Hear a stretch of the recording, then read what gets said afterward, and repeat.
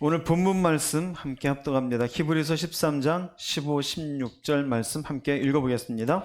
우리가 여기에는 영구한 도성이 없으므로 장차 올 것을 찾나니 그러므로 우리는 예수로 말미암아 항상 찬송의 제사를 하나님께 드리자. 이는 그 이름을 증언하는 입술의 열매니라. 오직 선을 행함과 서로 나누어 주기를 잊지 말라. 하나님은 이 같은 제사를 기뻐하시느니라. 네, 히브리서 13장의 믿음의 실제적 적용 네 번째 시간이 됩니다. 히브리서 1장부터 시작되어진 믿음이 무엇인지 우리가 처음에 본 것처럼 예수님, 하나님, 그 중간중간 믿음이 무엇인지에 대해서 쭉 이야기하고 그 믿음으로 어떻게 할 것인가를 보여주는 것이 13장이 실제적 적용이에요.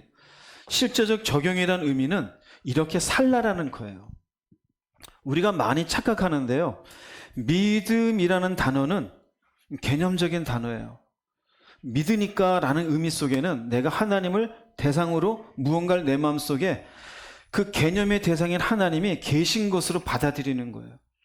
십자가다 그러면 2000년 전의 사건이지만 머릿속에 뭔가 개념 같은 것이 내 마음속에 실제로 받아들여진 거예요. 믿음이에요. 그런데 믿음의 실제적 적용이라는 것은 이러한 믿음을 내가 삶 속에 뭐 하는 걸까요?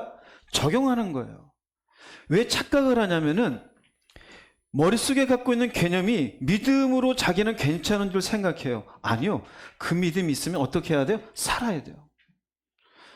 히브리서 13장에 시작되는 부분에 형제 사랑하기를 계속하라. 그렇죠? 이해되시겠죠? 그것뿐입니까? 결혼에 대해서 얘기했어요. 결혼을 귀히 여기고 침소를 더럽히지 말아라. 또 이야기합니다. 돈을 뭐 하지 말아라? 사랑하지 말아라. 있는 바를 족한 줄로 여겨라. 이게 전부 뭘까요? 실제적인 적용이에요. 가정생활은 어떻게 할 것이며 성생활은 어떻게 할 것이며 이웃에 대해서는 어떻게 할 것이며 믿음으로 우리의 삶 속에 사실은 내가 그렇게 사는 자가 되어야 되는데 사실 이 시대의 기독교인들은 안 살아요.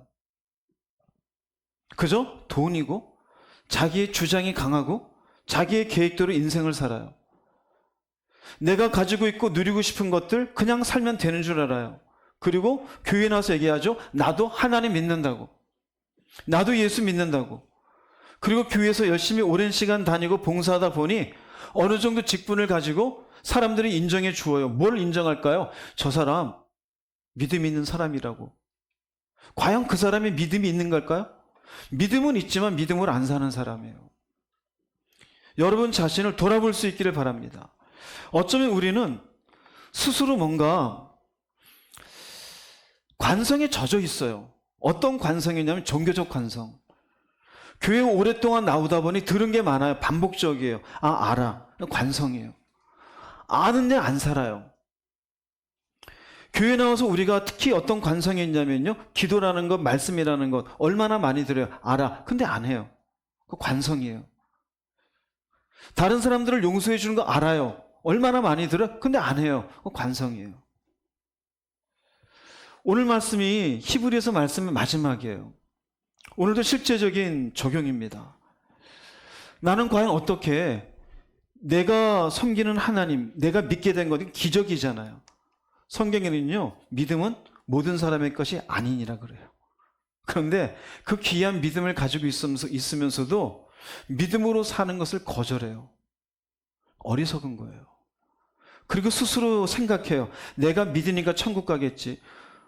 다른 교회는 뭐라고 말하는지 모르겠어요. 저는 분명히 말합니다. 당신하고 천국은 관계가 있다 없다? 아무 관계 없어요. 그럼 무엇과 관계 있을까요? 당신은 지옥과 관계 있습니다. 믿음으로 살지 않잖아요.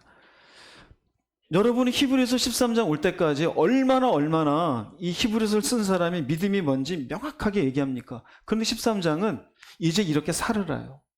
근데 그렇게 살지 않으면 12장까지 이야기했던 모든 내용은 당사자에게 해당이 될까요? 안 될까요? 해당이 안 돼요. 그래서 야고보는 너희는 듣는 자가 되지 말고 듣고 행하는 자가 되어라. 너희 자신을 스스로 속이는 자가 되지 말라요. 듣고 자기 스스로 나는 이만큼 교회 다니겠으니까 괜찮은 줄 알아요. 성경은 괜찮다고 얘기하지 않아요. 예수님도 말씀하셨어요. 예수님 말씀 전하는데 제자들이 찾아와요. 여기 주님의 어머니가 계시고 누이가 찾아왔어요. 누가 내 어머니고 누가 내 누이냐? 여기에 내 말을 듣고 행하는 자가 내 어머니고 누이라 그래요. 그 육신의 어머니와 누이는 중요한 게 아니라는 거예요. 뭘 얘기할까요? 듣고 행하는 자. 뭡니까? 들어서 믿음을 가졌죠. 그럼 믿음을 어떻게 해야 될까요? 사는 게 중요한 거예요. 근데 난 믿는데요. 근데 안 살아. 맨날 짜증내고 화내고 또 세상적인 거에 매달리고 이렇게 살아도 괜찮다 그러고 누가 괜찮다 그래요? 안 괜찮아요. 그것이 괜찮지 않음을 여러분에게 증명하고 살아야 됨을 얘기하는 것이 히브리서 말씀이고 그 중에 13장 말씀이 되어져요. 오늘도 몇 가지 보겠습니다. 히브리서 13장의 마지막에 하나 첫 번째는 우리의 믿음의 실제적 적용, 장차 올 것을 바라봐라요. 히브리서 13장 14절 말씀 읽어보겠습니다. 우리가 여기에는 영구한 도성이 없으므로 장차 올 것을 찾나니. 네, 14절에 우리가 여기에는 영구한 도성이 없대요. 그런데 14절 말씀 여기에는요 하나 빠진 말씀이 있어요. 왜냐하면이라는 말씀이 빠져 있어요.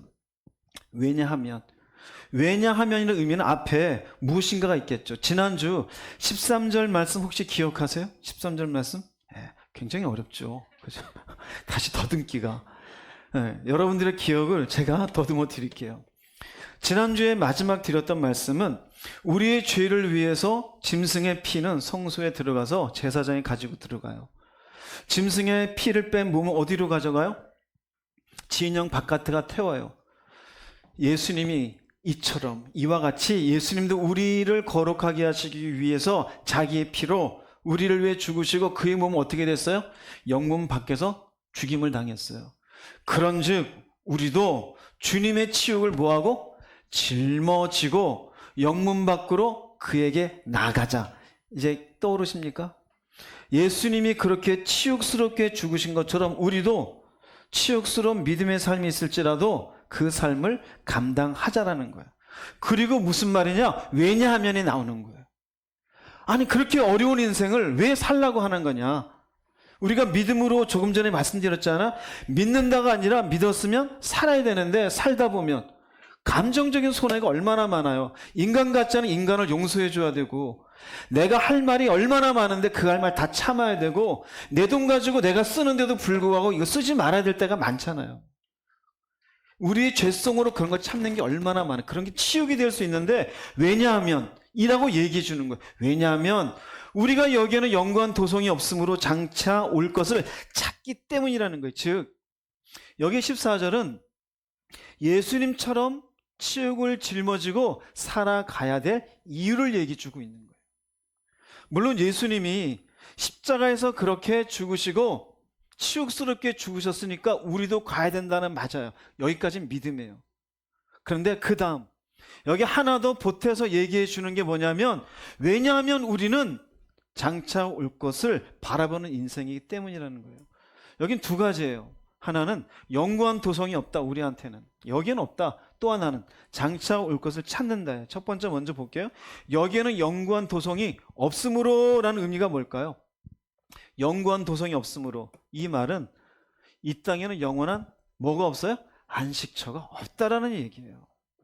즉 다시 말씀드리면 이 땅은 우리가 있을 곳이다, 있을 곳이 아니다? 있을 곳이 아니에요. 여기는 우리가 있을 곳이 아니에요. 그래서 우리가 이 땅을 살때 성경에 나오는 하나님의 사람들은 뭐라고 말하냐면 우리는 여기 있을 곳이 아닌 우리는 단지 무엇에 불과하냐 얘기하느냐? 나그네라고 얘기합니다. 우리는 나그네다. 히브리서 11장 13절 말씀 읽어보겠습니다. 이 사람들은 모두 믿음을 따라 살다가 죽었습니다. 그들은 하나님께서 그의 백성에게 약속하신 것을 받지는 못했으나 앞으로 올 것들을 멀리서 보고 기뻐하였습니다. 그들은 스스로 자신들이 이 땅에서 나그네일 뿐이라고 고백하였습니다. 이거는 우리가 이미 말씀 가운데 나눴었습니다. 이 사람들은 아브라함과 사라입니다. 아브라함과 사라가 본토 친척 아비 집을 떠나고도 여러 군데를 다녔죠. 땅을 비록 나중에 가지고는 있었겠지만 이 사람들은 뭐라고 말했냐면 우린 그냥 나그네일 뿐이다. 나그네가 뭡니까? 그냥 쉽게 말하면 정처 없이 떠돌아다니는 거예요. 우리가 어딘가 이 땅 가운데 집 가운데 살고 전세를 살든 월세를 살든 살고 있지만 결국은 우리는 이 땅에서 영원히 있을 사람들이 아니에요. 우리는 여기가 영원한 거처가 될 수가 없어요. 성경은 얘기해요. 우리는 나그네일 뿐이다. 이 사람들만 이야기한 게 아니에요. 야곱도 이야기합니다. 바로왕 앞에 가서 내 나그네 길의 인생 세월이 130년입니다.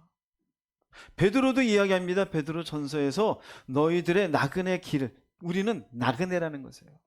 우리의 외모를 보시지 않고 행위대로 심판하신 이를 너희가 아버지라 부른즉 너희의 나그네로 지낼 때를 두려움으로 지내라 그래요. 우리 인생을 나그네로 딱 정리해요. 우리 인생은 나그네. 왜 나그네라 그래요? 여기는 우리가 계속 있을 곳이 아니에요. 그러면 아니 내가 그럼 등기해 놓은 집은 어떻게 놓고 은행에 놓는 이 잔돈은 어떻게 되는 거고 내가 여러 가지 많이 일구어놓은 이 땅에서 일들은 도대체 저 땅 같은 것들은 어떻게 되는 건가? 한번 볼게요. 말씀에 있는 거 이사야 34장 4절 말씀 읽어보겠습니다. 그때 해와 달과 별들이 용해되고 하늘이 두루마리처럼 말리며 하늘의 모든 별들이 마른 나뭇잎이나 익은 과일이 떨어지듯 떨어질 것이다. 이사야 51장 6절도 읽겠습니다. 너희는 눈을 들어 하늘을 보고 그 아래 땅을 살펴보아라.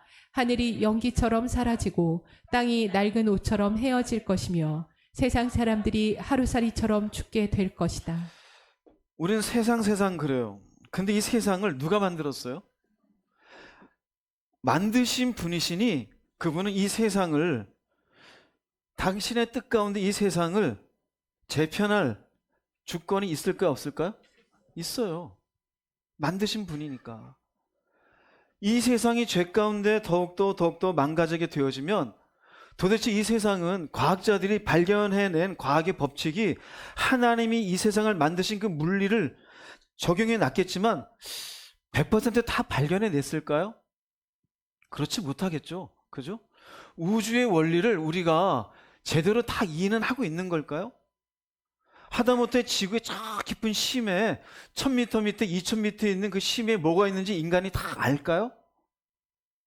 땅속에 2000m 밑에 그 멘틀 가까이에 땅의 구조가 어떻게 되면 거기에 어떤 광물이 있는지 인간이 알까요? 몰라요. 다 하나님 만드신 거예요. 성경은 뭐라고 말하냐면요, 결국 다 용해가 되어지고 두루마리처럼 마치 종이가 말리듯이 하늘도 말린대요. 에이, 그런 일이.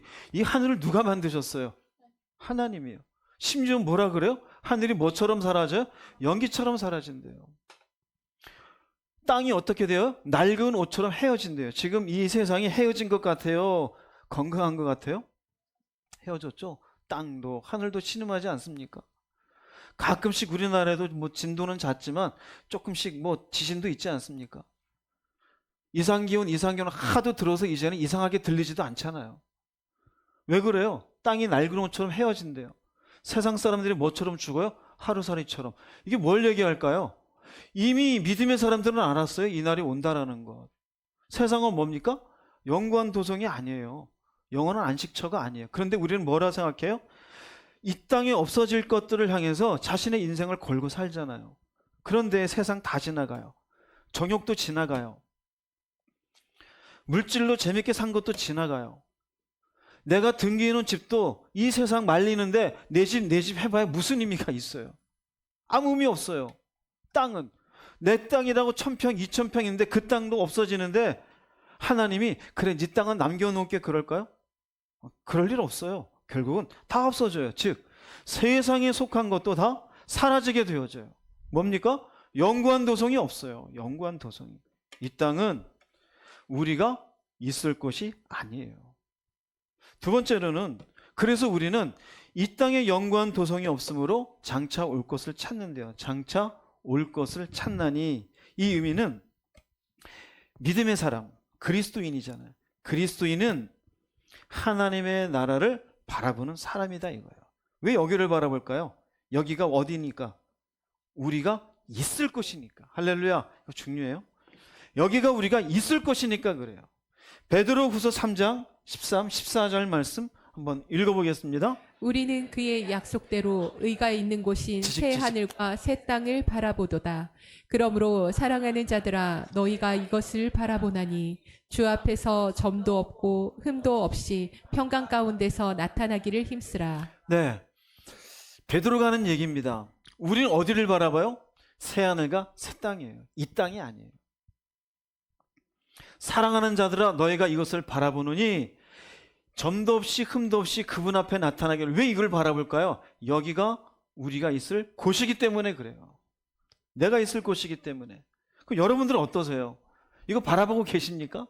믿음의 사람의 실제적인 적용은 장차 올 것을 바라보는 거지, 이 땅이 영원한 것처럼 이 땅을 바라보는 게 아니에요. 이것이 믿음의 실제적인 적용이라는 거예요. 이 땅을 이렇게 우리가 보는 이 세상이 아니라 저 하늘을 바라보기 때문에 전제가 있었잖아요. 예수님처럼 치욕을 짊어지는 인생을 그래도 내가 짊어지는 이유는 내가 이 땅을 바라보는 게 아니라 여기를 바라보기 때문에 그런 줄 믿으시기 바랍니다. 한 걸음 더 나가서 바울은 빌립보서 3장 20절에 이렇게 이야기합니다. 읽어보겠습니다. 그러나 우리의 시민권은 하늘에 있습니다. 우리 구주 예수 그리스도께서 하늘로부터 다시 오시는 날을 우리는 기다립니다. 우리의 시민권이에요. 이게 그냥 얻어져요? 여러분이 나름대로 미국에 가서 잘 살아보자라고 뭔가 갔어요.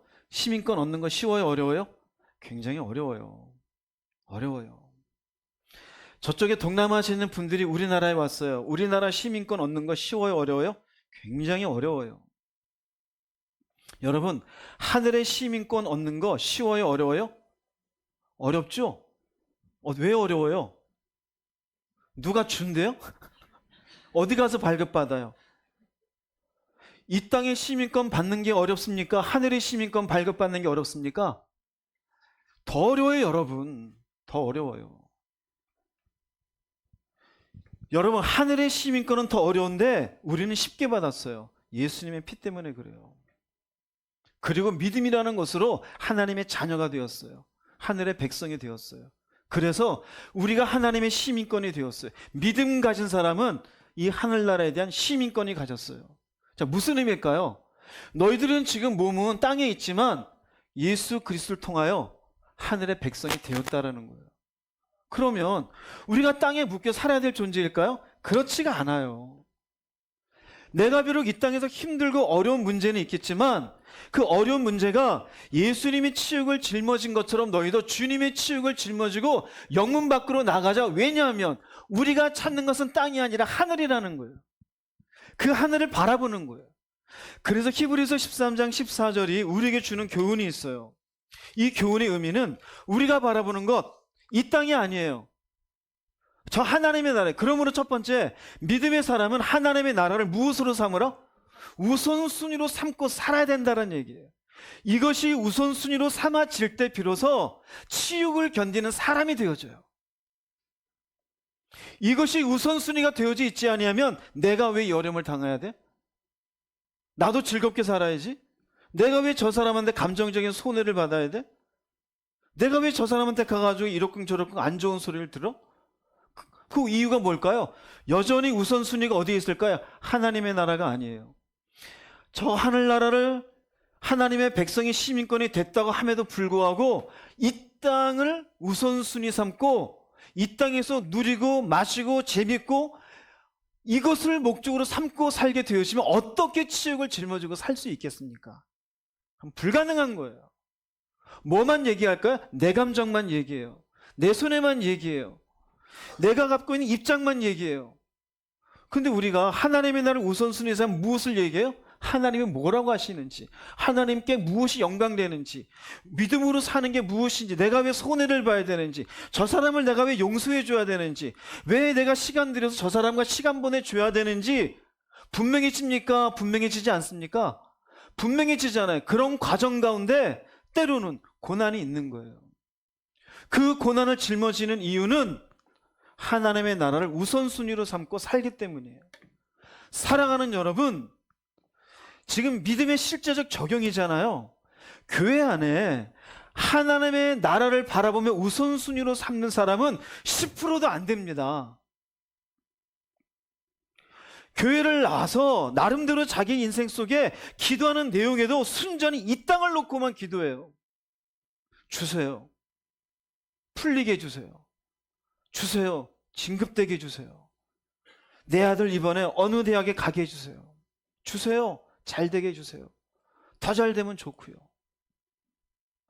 우린 이런 기도를 해야 되지 않을까요? 하나님, 저 나라를 향해 바라보는 내가 믿음으로 삶에 있어서 이 사람을 용서하는 게 너무나 힘이 듭니다. 은혜 베풀어 주세요.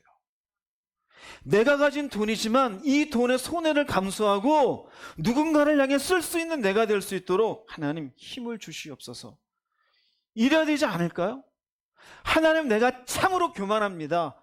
여전히 내가 내 인생의 주인 되어져 하나님을 왕으로 삼지 못하며 주인으로 삼지 못하며 내가 앞서는 인생이 됐습니다.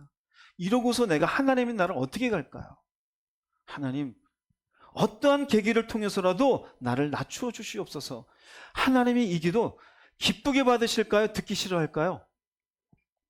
돈 달라는 기도하고 나를 낮추어 달라는 기도하고 하나님이 어느 쪽을 더 기뻐하시겠습니까?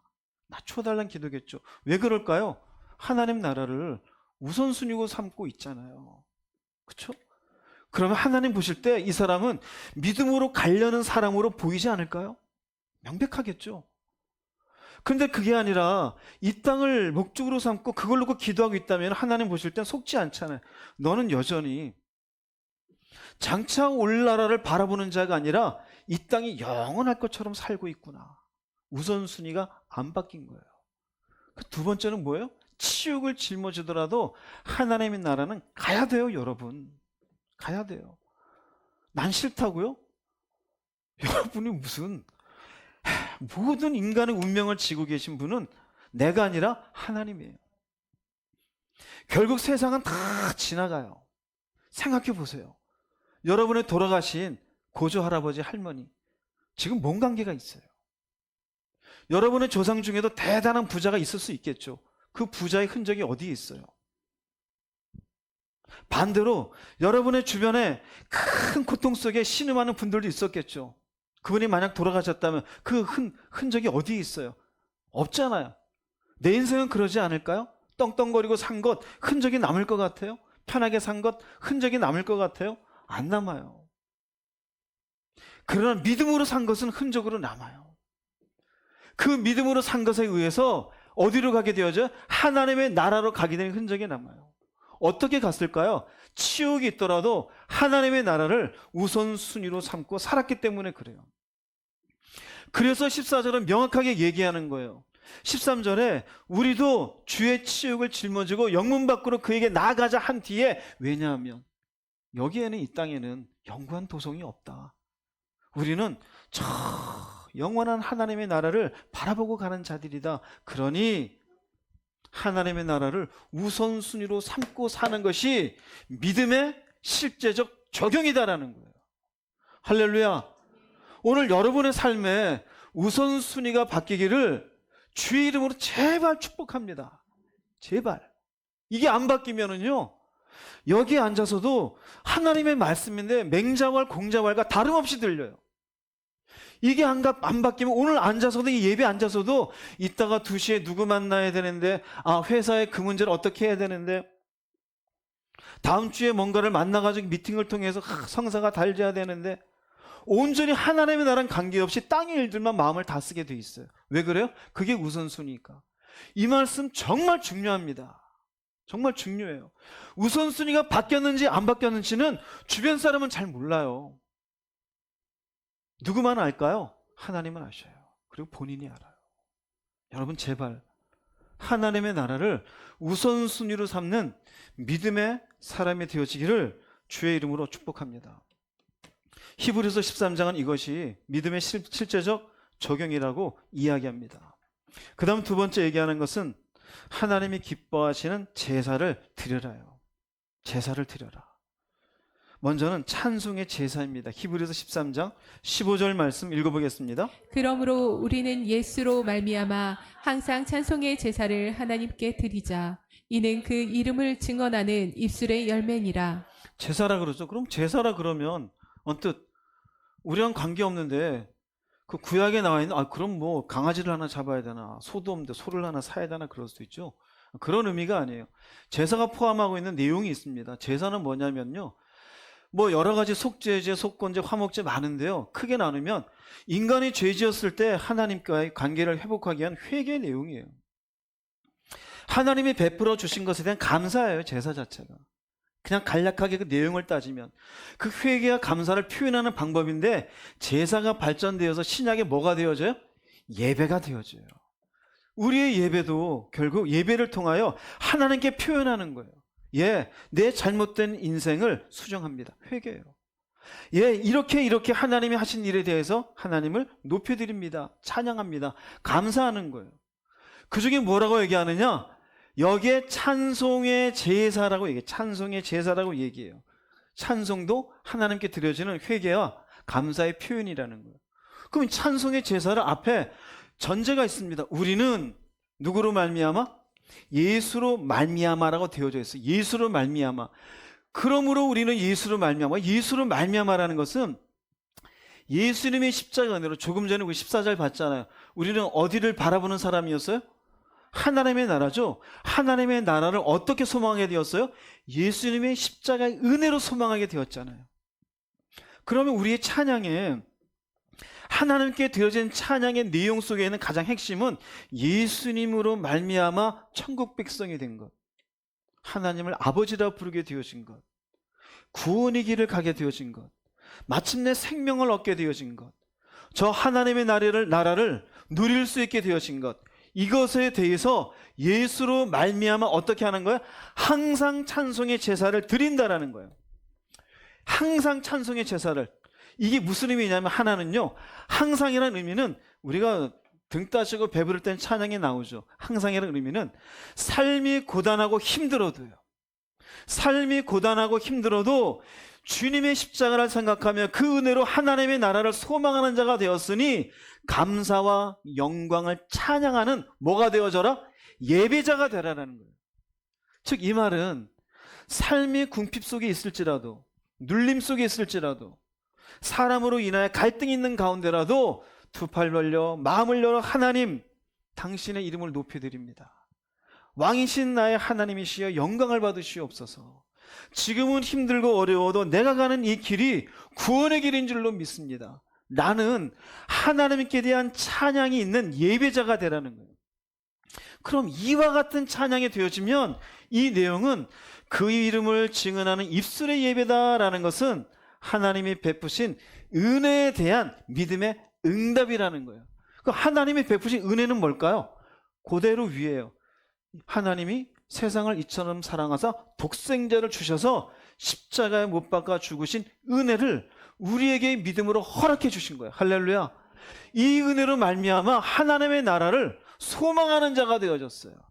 이게 우리에게 베푸신 은혜예요. 그 은혜를 다양한 방식으로 적어 놓은 것이 찬양인 것이에요. 그래서 여러분 기억할 게, 찬양에서 가장 중요한 것 99.999%는 가사입니다. 가사예요. 왜 그래요?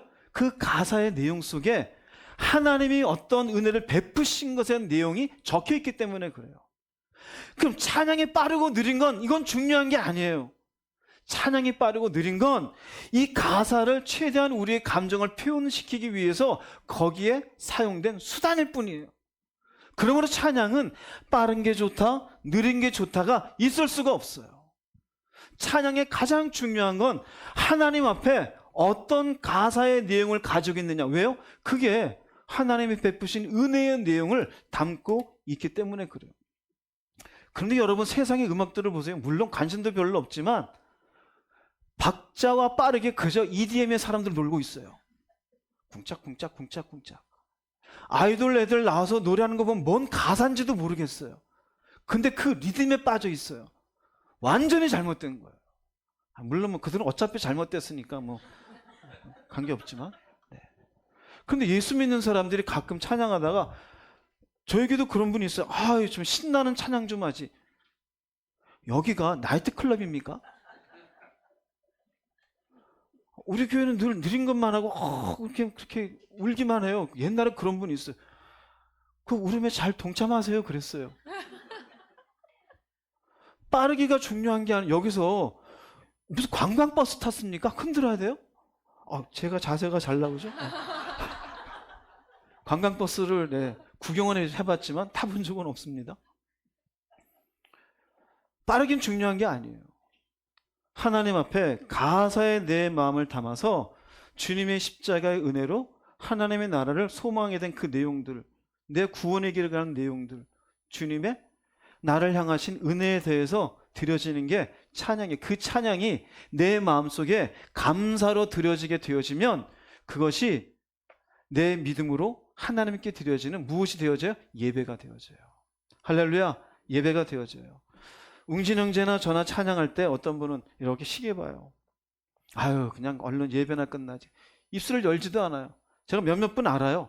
그 웅진 형제가 찬양하면서 누구는 아예 찬양 안 해요 그러더라고요. 제가 알았어요. 근데 저도 알아요. 그 다음에 올라와서 찬양하면서 주로 눈 감고 하다가 쓱 한번 봤어요. 진짜 안 하더라고요. 저 사람은 예배를 안 드리는구나. 여러분, 찬양을 할 때 마음껏 드리세요. 그렇다고 해서 목사님이랑 웅진 형제 감시하는구나 이런 마음으로 하지 마시고 거기에 마음을 담으세요. 할렐루야, 담으세요. 왜요? 이것 또한 우리의 그 이름을 증언하는 입술의 열매니라라는 거예요. 왜 열매요? 믿음으로 하나님께 드리는 고백이 되어지는 거예요. 혹시 후두염이 와서 저는 못하겠으면 괜찮겠지만 예배 끝나고 말은 잘해요. 그럼 뭐 멀쩡한데 저 사람 왜 안 했을까? 답은 뻔하지요. 별로 예배 드릴 마음이 있다 없다? 없다라는 게 되어져요. 왜? 이 자체가 예배니까요. 그 얘기를 하는 겁니다. 우리가 올려드려야 할 찬양이에요. 한번 말씀 볼게요. 시편 50편 23절 말씀 읽어보겠습니다. 감사로 제사를 드리는 자가 나를 영화롭게 하나니 에베소서 5장 20절입니다. 범사에 우리 주 예수 그리스도의 이름으로 항상 아버지 하나님께 감사하며. 감사하며. 이게 누구를 영화롭게 해요? 하나님이에요. 범사에 하나님께 감사. 이것이 표현되어지는 게 결국 찬송이 되어져요. 찬송이 되어져요. 시편 69편 30절 31절 읽어보겠습니다. 내가 노래로 하나님의 이름을 찬양하겠습니다. 감사를 드리며 하나님을 높여드리겠습니다. 그것이 수소 제물을 바치는 것보다 여호와를 더욱 기쁘시게 하는 일이며 뿔과 굽이 있는 황소를 바치는 것보다 여호와를 더욱 흐뭇하게 해드리는 일일 것입니다. 찬양을 하는데 찬양의 내용이 뭐예요? 감사예요. 그러니 이렇게 감사로 하나님께 찬양하니 숫소 제물을 바치는 것보다 하나님이 기뻐하고 뿔과 굽이 있는 황소를 바치는 것보다 하나님이 흐뭇해 하신대요. 그럼 여러분들도 마찬가지예요. 내가 뭔가 하나님 앞에 제물을 내고 뭔가 봉사하는 것보다 하나님이 내 인생 가운데 어떤 은혜를 베푸셨으며 그 예수를 통해서 내가 어떤 믿음의 길을 가는지에 대한 감사를 마음에 담고 하나님께 찬양하면 그 어떤 시간보다도 하나님이 기쁘시게 받으시며 흐뭇하게 받으시는 예배가 됨을 믿으시기 바랍니다. 성경 얘기예요.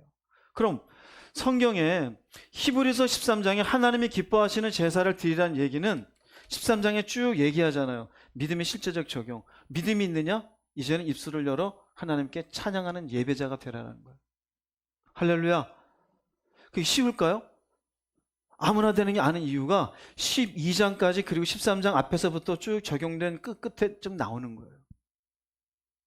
즉 다른 교훈을 따르지도 아니하고 물질을 사랑하지도 아니하고 어제나 오늘이나 영원토록 동행하신 예수 그리스도를 마음에 품으며 그럴 때 비로소 하나님 당신이 나를 위에 행하신 그 위대한 십자가의 일 감사하나이다. 그러면서 찬양이 마음에서 자연스럽게 나오게 되어지면 이게 결국 믿음의 실제적 적용이 되어져요. 할렐루야. 여러분들의 입술에 찬양이 많이 흥얼거려지기를 주의 이름으로 축복합니다. 그렇다고 해서 아무런 믿음 없이 그냥 막 하는 게 아니고요. 그 마음 가운데 동의가 되어지는 마음, 감사에 의해서 내 마음속에 풍성해진 마음에 의해서 주를 높이는 그런 찬양은 하나님이 기쁘게 받으시는 제사요 예배임을 믿으시기 바랍니다. 두 번째로 하나님이 기쁘시게 받는 제사, 찬양의 제사와 함께 선을 행하는 제사를 받으신다 그래요. 히브리서 13장 16절 말씀 읽어보겠습니다. 오직 선을 행함과 서로 나누어 주기를 잊지 말라. 하나님은 이 같은 제사를 기뻐하시느니라. 선을 행함과 서로 나누어 주는 것을 제사라고 얘기해요. 선을 행한다는 의미는 유포이라고 하는데요. 이 말은 타인에게 행하는 친절한 행위예요. 어떤 내용을 담고 있냐면요. 주로 관용하는 것. 관용이라는 의미는요. 상대방이 어떻게 실수했는지를 알아요. 근데 넘어가 주는 거예요. 마치 부모가 자녀들이 하는 일을 보면은 와서 변명을 해. 잘못된 일을 하고 이래서 그랬어. 근데 왜 그렇게 했는지 알지만 알았어가 넘어갈 때가 있어요, 없어요? 있죠. 그게 관용이에요. 자녀한테는 관용이 잘 돼요. 근데 회사 동료한테는 관용이 안 되죠. 그 관용해 줘야 돼요. 용서해요. 용서는 뻔하게 잘못됐어요. 그것을 이해해 주는 거예요. 배려하는 거예요. 언어가 따뜻한 거예요.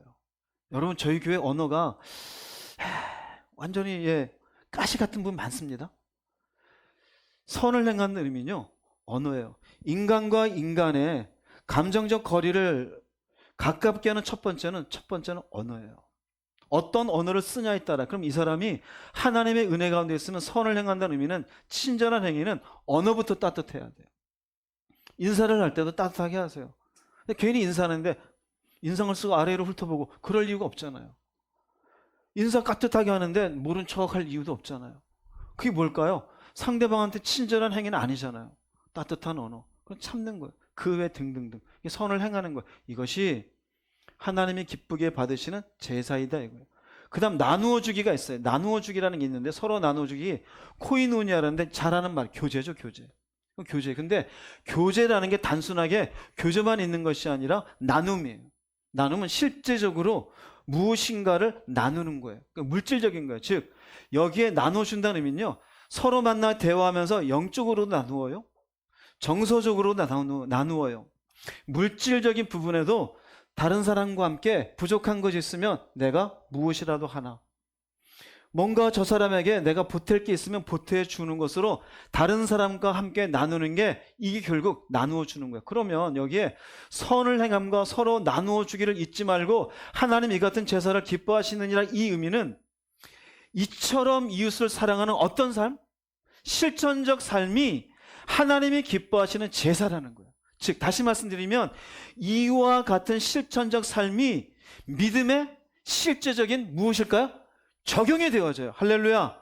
믿음의 실제적 적용이에요. 즉 내가 믿음 있다, 이게 끝나는 게 아니라 말이라도 따뜻하게 하세요.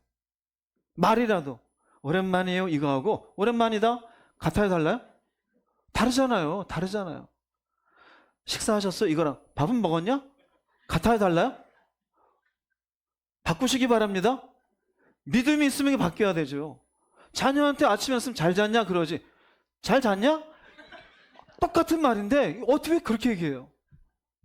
그럴 이유가 하나도 없잖아요. 왜 그래요? 그건 믿음의 실제적 적용이 아니에요. 나누어 주는 거예요. 같이 뭐 찻집에 앉아서 얘기 나눴어요. 은혜를 나누고 뭐도 나누고 삶을 나눴어요. 얘기하다 보니 가정에 좀 어려움이 있어요. 아, 내가 물질적인 부분을 단돈 10만 원이라도, 단돈 5만 원이라도 이 사람 나눠주고 싶다. 주세요. 근데 주려고 그러는데 5만 원, 이거 어디 써야 되는데, 누가 주겠지. 이러면은 이게 하나님 기뻐하신 제사가 안 되는 거예요. 할렐루야. 여러분, 누군가가 대화하다 보면 내가 이분한테 조금 도와줘야지, 그런 마음이 조금이라도 들었던 분 아멘 해보세요. 그 다음 물어볼게. 그런 마음이 들어서 내가 조금씩이라도 도와줘 봤다라는 분 아멘 해보세요. 소리가 동일하네요. 우리 교회 수준이 높나 봐요. 제가 좀 오해를 했나 봐요. 예. 실천적 삶이 있어야 돼요. 실천적 삶이. 다른 사람과 함께 나누고 돌봐주는 거예요. 이것이 믿음을 가지고 사는 사람이라는 거예요. 이것을 예수님께서는 여러분 잘 아는 요한복음에는 뭐라고 말하냐면요, 요한복음 15장 8절 말씀 읽어보겠습니다. 너희가 열매를 많이 맺으면 내 아버지께서 영광을 받으실 것이요 너희는 내 제자가 되리라. 15장 12절 말씀 읽어보겠습니다. 내 계명은 곧 내가 너희를 사랑한 것 같이 너희도 서로 사랑하라. 하는 것 이것이니라. 네, 이것을 뭐라고 말했냐면요, 열매라고 얘기해요. 실천적 삶을. 이 열매를 맺으면 영광을 받는데요. 이걸 뭐라고 12절 표현했냐면은 결국 사랑하라는 이것이니라. 결론을 맺어주셨어요. 즉, 내가 너희를 사랑한 것 같이, 내가 너희를 십자가 져줬잖아. 그럼 너희도 열매를 맺은 인생이 되려면, 실천적 삶이 되려면 사랑하라. 사랑하는 건 결국 내가 내줘야 되는 거예요. 용서를 해주려면 감정을 내줘야 돼요. 따뜻한 언어를 쓰려면, 안 좋은 언어를 쓰려다가도 내게 뭔가 언어를 다듬는 시간이 필요해요. 내 주머니에 있는 걸 몰라 쓰려면은 냈을 것도 있지만 이것에 대한 손해를 감수하는 거예요. 사랑은 내주는 거예요. 움켜쥐는 게 아니에요. 그렇게 내주는 게 될 때 비로소 이것이 열매가 되어져요. 우리가 알듯이 요한복음 15장에 의하면은 열매 맺지 않는 가지는 어떻게 된대요? 밖에 버리워져서 찍어 불에 던져져요. 요한복음 15장 2절에서는 내게 붙어있어 열매 맺지 않는 가지는 아버지께서 그 가지를 제하여 버리시고 그래요. 제하여 버린다는 건 결국 천국일까요? 지옥일까요? 결국 지옥이에요. 즉 실천적인 선을 행하는 제사를 하나님께 기쁘게 드리는 삶을 살지 않는 사람은 열매가 없는 것이요, 믿음의 구체적인 행동인 사랑이라는 것이 적용되지 않으므로 이 사람은 결국 믿음으로 사는 사람이 아니에요. 마태복음 25장 35절 36절 읽어보겠습니다. 내가 줄일 때에 너희가 먹을 것을 주었고 목마를 때에 마시게 하였고 나그네 되었을 때에 영접하였고 헐벗었을 때에 옷을 입혔고 병들었을 때에 돌보았고 옥에 갇혔을 때에 와서 보았느니라. 네, 이거 전부 다 예수님께서 하신 말씀 내가예요. 줄일 때, 목마를 때, 헐벗었을 때, 이게 실질적인 부분이잖아요. 이 사람들을 돌본 사람들을 천국의 양이다라고서 마태복음 25장은 얘기해요. 근데 실질적으로 이렇게 해준 사람들은 우리가 언제 그랬습니까? 라고 얘기해요. 그랬더니 25장 40절에 주님이 이렇게 답해 주십니다. 읽어보겠습니다. 임금이 대답하여 이르시되 내가 진실로 너희에게 이르노니 너희가 여기 내 형제 중에 지극히 작은 자 하나에게 한 것이 곧 내게 한 것이니라. 네, 예수님이 아니지만 예수님의 은혜를 생각하며 여기 있는 사람과 영적으로, 정서적으로, 물질적으로 이 사람에게 뭔가 선을 행했던 그 모습이 주님께 한 것이다. 그러니까 즉 믿음을 가졌습니까? 그러면 다른 사람을 돌보는 사랑의 실천이 믿음의 구체적인 적용이에요. 할렐루야. 우리가 같은 교회에 있다고 해서 적용이 하는 사람이 안 하는 사람이 있으면 각자 뭐 지가 알아서 살겠지. 아니에요. 살피는 사람이 되십시오. 살피는 사람이. 왜 여성교회, 남성교회가 있습니까? 이런 적용을 할 수 있고 같은 믿음의 길을 잘 갈 수 있도록 같이 시간을 보내고 살펴보기 위해서요. 같이 살폈음에도 불구하고 그냥 뭐 알아서 살겠지. 그건 실천이 없는 사람이에요. 우린 주님의 사랑으로 그분의 돌봄을 받았잖아요. 그분이 사랑하셔서 먹고 살 거리를 해결받았잖아요. 그분이 우리를 사랑하셔서 우리랑 믿음의 길을 가게 했잖아요. 그럼 내 옆에 있는 형제에게도 동일한 마음으로 믿음의 길을 갈 수 있도록 영적으로도 나누고, 삶이 어려우면 다 하라는 얘기가 아니에요. 부탁하는데 대출받아서는 하지 마세요. 내가 할 수 있는 것, 양말 하나라도, 하다못해 지나가다가 과자 하나라도 힘내세요. 이런 것이 사랑의 실천이 되는 거예요. 근데 아무런 내 마음에 감동도 없이 알아서 살겠지. 그건 믿음의 구체적인 적용의 모습이 아니라는 거예요. 로마서 13장 8절 9절 말씀 읽어보겠습니다. 서로 사랑의 빚을 지는 것 외에는 아무에게도 빚을 지지 마십시오. 남을 사랑하는 사람은 율법을 다 지킨 것입니다. 간음하지 말아라, 살인하지 말아라, 도둑질하지 말아라, 탐내지 말아라는 계명과 그 밖에 다른 어떤 계명이 있을지라도 그 모든 것은 내 이웃을 내 몸과 같이 사랑하라는 한 계명 속에 다 요약되어 있습니다. 자, 한번 잘 따라 보세요. 서로 사랑의 빚을 지는 것, 남을 사랑하는 사람, 내 이웃을 내 몸과 같이 사랑하라. 이게 다 거기 포함됐대요. 그럼 결국 보세요. 다른 사람에게 남, 이웃, 남, 서로 다른 사람에게 일단 관심을 가져야 돼요. 믿음의 실제적 적용은 자신에게 관심을 가질 수밖에 없는 죄성을 다른 사람에게로 화살표를 바꾸는 거예요. 할렐루야. 그래서 이 땅에 있는 모든 사람은 나와 내 자녀, 내 가정은 아주 목숨처럼 여겨요. 사랑은 뭐냐면요, 이것도 중요하겠지만 다른 사람에게도 화살표를 돌리는 거예요. 내 옆에 있는 형제, 아, 저 사람 가정, 아, 이 사람의 인생, 아, 저 집의 자녀, 내 자녀가 아는데 관심이 가는 게 사랑인 거예요. 그것을 뭐라고 얘기해요? 이게 빚이라는 거예요. 그 빚 외에는 아무에게도 빚지지 말아라. 여러분, 사랑의 빚을 질 수 있길 주의 이름으로 축복합니다. 누군가가 나에게 이렇게 사랑으로 이렇게 대해주고 사랑으로 뭔가를 나에게 공급하며 내 믿음을 북돋아 준 일이 있다면 귀한 겁니까? 귀하지 않습니까? 귀한 거죠. 이게 빚이에요. 사랑의 빚. 그럼 이 빚도 우리는 누군가에 갚아야 될까? 안 갚아야 될까요? 갚아요. 내가 그런 도움을 받았으면 여러분도 다른 사람에게 이와 같이 실제적인 믿음의 적용으로 살면 되는 거예요. 할렐루야. 그렇게 사세요. 교회 안은 기브앤테이크가 아니에요. 아, 저 사람이 차 한 잔 샀어. 꼭 불러서 내가 사줘야 돼. 아, 저 사람이 나한테 양말 사줬어. 아, 나도 양말 사줘야지. 그게 아니에요. 그건 하나님이 그 사람을 통해 사랑이 흘러가게 했어요. 그럼 나도 무엇인가 이 사랑을 다른 사람에게 믿음으로 적용할 수 있도록 바라보고 양말이라도 아니면 티라도 하나 흘러가게 하는 것이 내가 믿음으로 사는 거예요. 그게 우리가 믿음을 가졌다는 사람의 다른 사람들을 향한 시선인 줄 깨달으시기 바랍니다. 혹시 여러분 가운데 나만을 생각하는 사람이 있습니까? 그건 절대 믿음이 아니에요. 내 시간, 내 인생, 내 에너지, 내 돈, 내 가족, 내 새끼, 아니요. 다른 가정도 중요해요. 다른 인생도 중요해요. 그걸 돌아보라고 믿음의 공동체를 만들어 주신 줄 믿기를 바랍니다.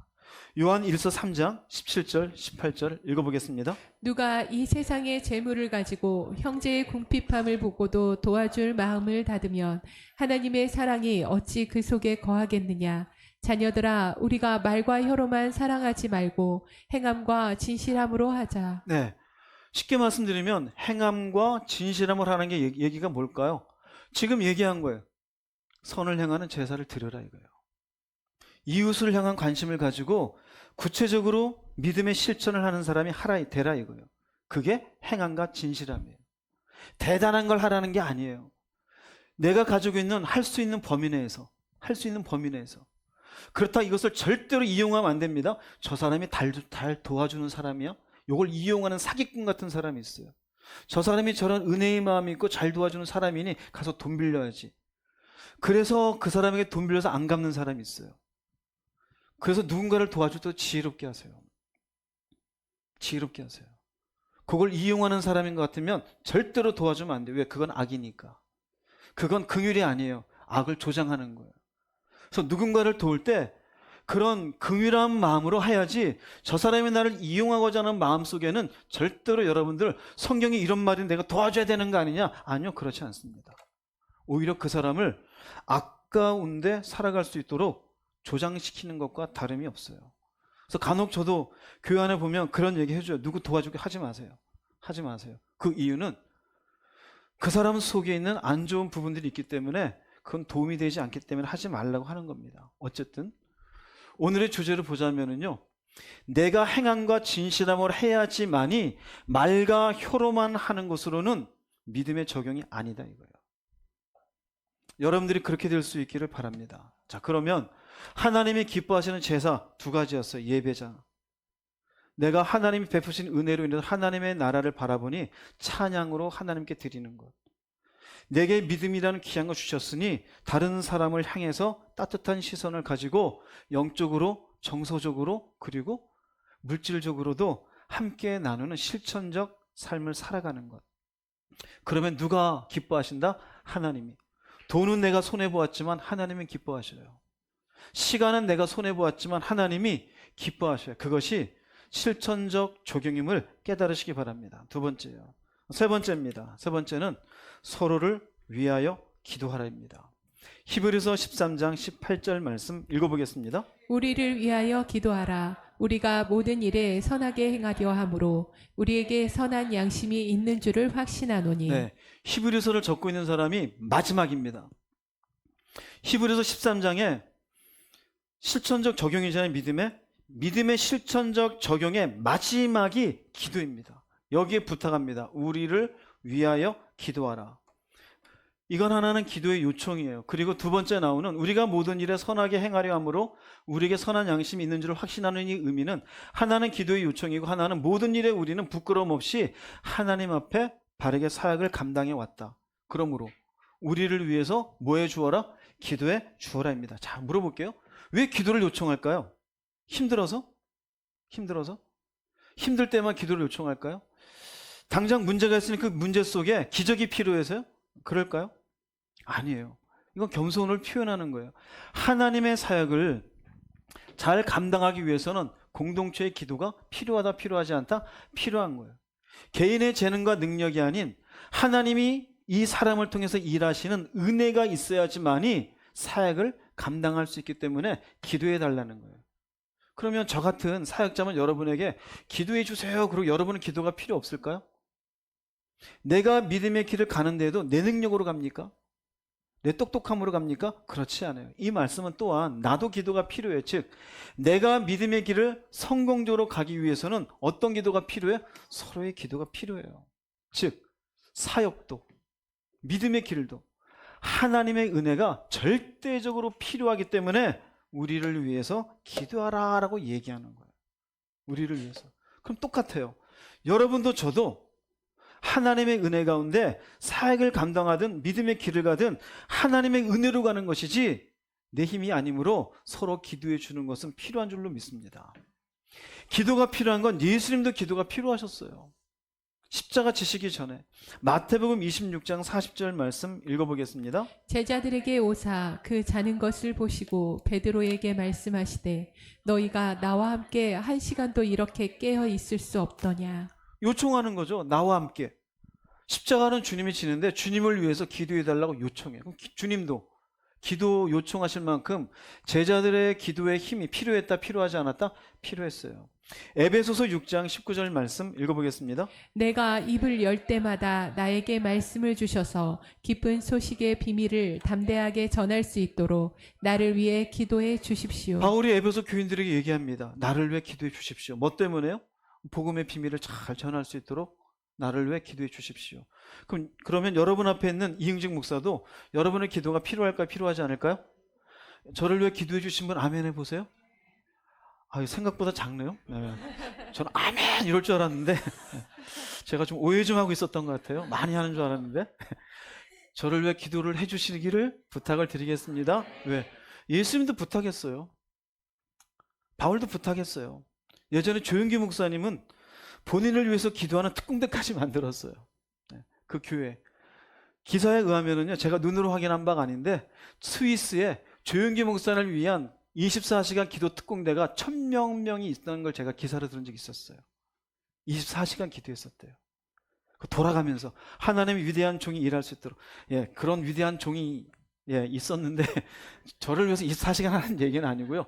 그런 게 있었다. 그러니까 주의 일꾼도 기도가 필요하다라는 것을 말씀드린 겁니다. 마음에 부담스러워하지 말기를 바랍니다. 네.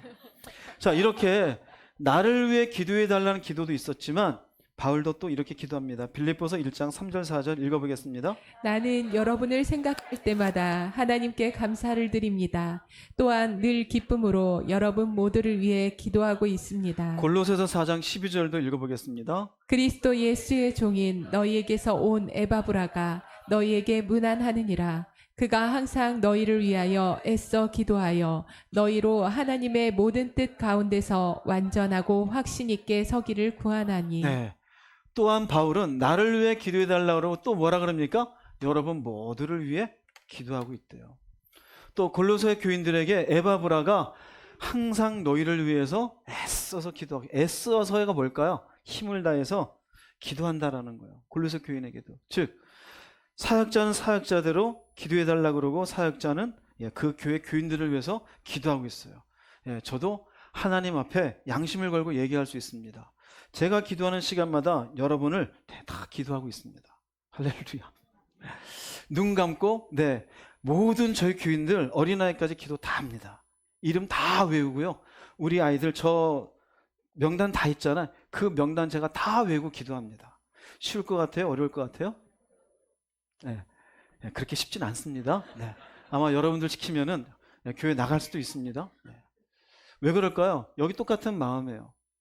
하나님 앞에 여러분들이 잘 되기를 아니라 바른 믿음 가운데 서기를, 여러분들 가정 가운데 하나님의 도우심이 있기를, 저 하늘나라를 향한 마음이 흔들리지 않기를, 잘못된 길을 가고 있으면 깨달아지기를, 아주 예수를 만나지 못한 분이 있으면 그 눈이 열리고 그 심령이 열리기를 위해서 기도해요.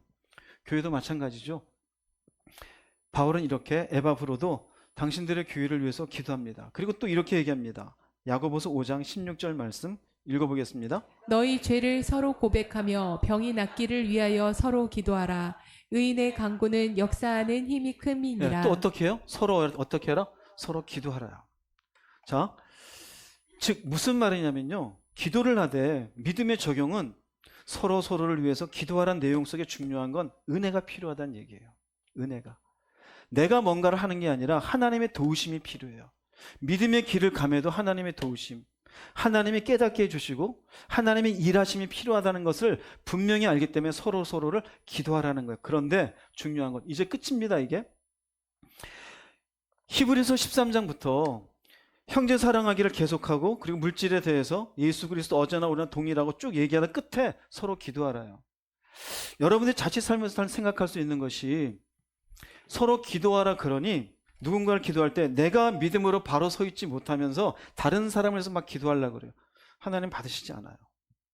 이 기도를 하는 것은 1번부터 쭉, 그리고 히브리서 1장부터 12장까지 믿음의 준비가 되고 하나님 앞에 온전히 하나님 앞에 믿음의 실제적 적용하는 그 끝에 비로소 이제는 내 안에 계신 하나님이 나를 통해서 저 사람도 기도에 주어라 할 때 기도하는 거예요. 할렐루야. 일종의, 내가 참 거짓말을 많이 하는 사람이에요. 그런데 옆에 있는 사람이 막 다른 사람이 화를 많이 내는 사람이 하나님께 기도해. 하나님, 저렇게 화를 많이 내면 하나님께 의가 되지 않잖아요. 저 사람 제발 화를 내지 않도록 깨닫게 해주세요.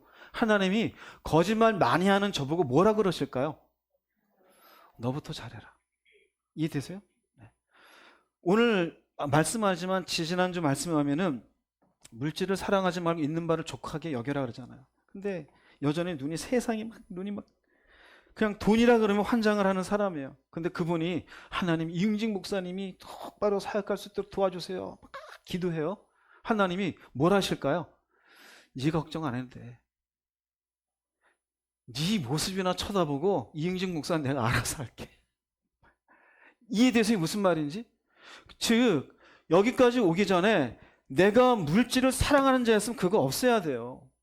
오늘 전에 말씀드린 것처럼 하나님의 나라가 우선순위가 되어져 있지 않고 땅의 나라나 쳐다보고 있는 사람이 아무 길을 위해서 기도한다는 것은 의미가 없는 거예요. 이게 13장의 끝에 있는 거예요. 믿음의 실제적 적용. 그래서 내가 믿음 안에서 내 신앙의 것들이 온전히 자리를 잡게 되면은 그 다음에는요, 여러분들이 비밀을 말씀드릴게요. 내가 할 기도가 없어져요. 내가 할 기도가 없어져요. 그리고 그 기도의 자리에 타인을 위한 기도가 들어오게 되어져요. 그게 중보예요. 이제는 내 기도가 아니에요. 내가 교만해서 회개하는 게 아니고 우선순위가 뒤바뀌지 않아서 기도하는 게 아니라 이제는 무엇을 구할 게 없어요. 하나님의 임재와 하나님과의 친밀함 속에 있게 되어져. 하나님이, 아무개야 저자를 위해서 기도해 주어라. 그리고 저 사람을 위해 어려움 속에 있으니 저 어려움 나올 수 있도록 기도해 주어라. 그때 비로소 내 마음속에 예 알겠습니다라며 중보해주는 히브리서 13장의 믿음의 적용이 적용되기 시작하는 거예요. 그래서 오해하지 말라는 거예요. 그러면 이 말씀이 있기 전에 믿음의 실제적 적용 속에 내가 하지 못한 부분이 있으면 죄송합니다만 아직 하지 마세요. 이렇게 가르치는 교회 아무 데도 없을 거예요. 저에게는 중보기도팀이 없습니다. 왜요? 자기 기도해야 될 사람이 중보기도라고 나가가지고 주여 도둑질하는 사람이 저 사람 거짓말하지 않게 해달래. 믿음도 하나도 없는 사람이 다른 사람 믿음에서 기도해줘. 의미가 없어요. 여러분 자신이나 기도 열심히 하십시오. 할렐루야. 열심히 하세요. 그런 어느 순간 다른 사람을 위해서 기도는 하나님이 알아서 준비된 사람에게 기도하게 만들어요. 그런 것 경험해 보신 분 아멘 해보세요. 저절로 기도돼요. 교회 기도하다가 갑자기 교회 아무개를 향해 아무개 성도님 나랑 얘기 한 번 한 적 없는데 그분에서 기도하게 돼요. 내가 한 게 아니라 하나님 시키셔요. 왜요? 내가 기도해야 될 내용들을 하나님께서 이미 다 지나가게 하셨기 때문에. 그러면 여러분 스스로 물어보세요. 내가 교만하지 않습니까? 네가 교만하. 그럼 그거 놓고 회개하세요. 우선순위가 안 바뀌었습니까? 바꾸세요. 물질 사랑합니까? 바꿔야 되죠. 있는 바를 만족할 줄 모릅니까? 그럼 바뀌어야 되는 거 아니에요? 어제나 오늘의 영원토록 동일하신 하나님이 여러분에게 누구입니까? 내가 정말로 바깥으로 나가서 내가 수욕을 짊어지고 치욕을 짊어지고 예수님처럼 살아갈 마음이 되어져 있습니까? 안 돼 있으면 바뀌어야죠. 바뀌어야 돼요. 찬양의 제사는 똑바로 드리고 있는 거예요? 이웃을 향한 마음과 관심은 있는 거예요? 알아서 살겠지 그러고 있지 않아. 그게 바뀌어야 돼. 그런 거 하나도 바뀌지 않았는데 교리적으로만 듣고서 목사님에서 기도해야지 그 기도 안 받습니다. 여러분 자신을 위해서 열심히 먼저 기도할 수 있기를 주의 이름으로 축복합니다. 네, 대한민국 이렇게 얘기하는 아무 데도 없을 거예요. 근데 저는 얘기합니다. 성경에 나오니까. 기도도 그래서 보세요. 의인의 간구죠. 의인도 안 됐는데 간구하면 뭐예요? 아파요 누군가 기도하면 좋겠죠. 근데 내가 도둑질하고 온 사람이 어제 오늘 이 사람 몸에 손대고 하나님 이 사람 낫게 해주세요. 기도가 될까 안 될까요? 될 수가 없죠.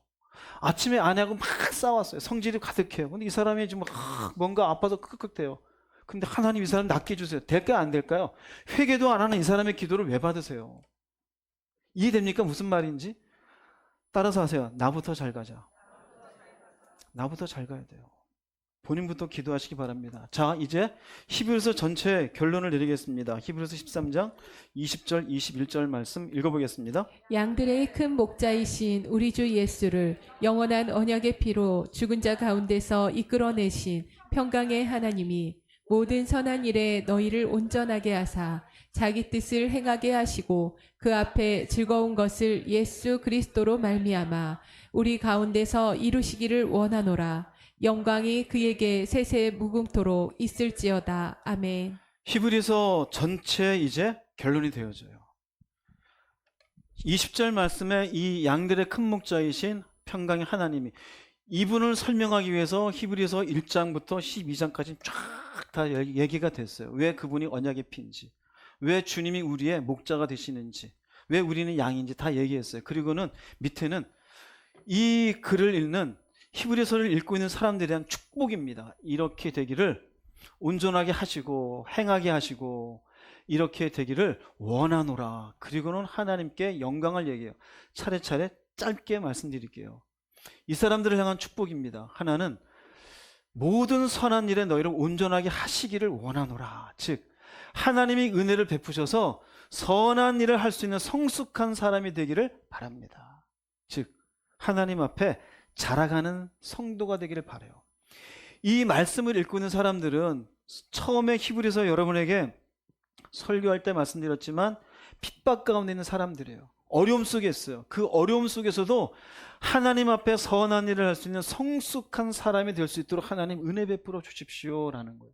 두 번째는 비록 어려움 속에 있지만 하나님의 뜻을, 자기 뜻을 행하게 하시고 하나님의 뜻을 실행하는 성도가 되기를 바랍니다. 하나님의 뜻을 알기만 하는 사람이 아닙니다. 하나님의 뜻을 실행하는 사람이에요. 그 다음에 세 번째는 그 앞에 즐거운 것을 예수 그리스도로 말미암아 우리 가운데 이루시기를 원하노라. 하나님이 기뻐하시는 일이 여러분을 통해 이루어지기를 바랍니다. 하나님의 기뻐하시는 일이. 그리고 끝에는 이렇게 사는 것으로 영광이 그에게 세세 무궁토록 있을지어다. 하나님께서 영광을 받으시기를 바랍니다 라는 거예요. 자, 어렵지 않습니다. 하나, 그냥 여기 보지 마세요. 하나는 하나님 은혜 베푸셔서 저 사람들이 좀 성숙해지게 해주세요. 성숙해진 그 사람이 하나님의 뜻을 행하게 해주세요. 그 뜻을 통해서 하나님이 기쁜 일이 이루어지기 바랍니다. 이런 걸 통해 하나님이 영광 받을 줄 믿습니다. 어려워요? 쉬워요? 다시 말씀드릴게요. 하나님 이 사람의 믿음이 자라게 해주세요. 더 쉽게 얘기할게요. 좀 자라야 자란 이 사람이 하나님의 뜻을 잘 실행하게 해주세요. 이 실행함을 통해 하나님이 기뻐하는 사람이 되게 해주세요. 하나님이 기뻐하시는 사람. 네 번째, 이걸 통해 영광 받기를 원합니다. 그건 중요한 거. 뒤에는 빼세요. 영광은 그분이 받으니까. 세 가지. 먼저는 첫 번째, 자라나세요. 할렐루야. 자라면 그분의 뜻을 행해요. 자라나지 못하니까 행하지 못해요. 그것을 행할 때 하나님이 기뻐하시는 인생이 돼요. 히브리서의 결론이에요. 여러분이 그렇게 되기 바랍니다. 교회 연수를 생각하지 마세요. 내가 어떤 직분인지 얼마나 말씀을 이해하는지 생각하지 마시고 히브리서의 결론이에요. 결국 믿음 가운데 산다라는 것은 결국은 하나님의 영광이에요. 어떻게 영광 받느냐? 결국 내가 자라나서 그분의 뜻을 행하는 것으로 그분이 영광 받아요. 이게 결론입니다. 여러분은 어떻습니까? 머릿속에 개념만 있지 않습니까? 말씀을 알고 있다는 정보만 있는 거 아닙니까? 내가 믿는 것은 실질적으로 그분의 뜻 가운데 사는 게 돼야 돼요. 하나님이 하라는 것 해야 되고 하지 말라는 것 하지 않을 수 있는 용기가 필요해요. 그와 같은 절제와 순종이 필요해요. 그러기 위해서 내 속에 예수가 누구인지에 대한 확실한 믿음이 필요합니다. 여러분의 믿음의 삶이 개념으로 끝나지 않고 종교적인 인생으로 끝나지 않기를 바랍니다. 예수를 믿게 된 것은 기적입니다. 그 기적의 인생이 기적의 마무리로 생명을 누릴 수 있기를 바랍니다. 하나님이 기적을 베풀어 주셨음에도 불구하고 결국 아무것도 아닌 것처럼 어리석은 인생이 되어져서 지옥에서 울부짖는 인생이 되지 않기를 주의 이름으로 축복합니다. 기도하시겠습니다.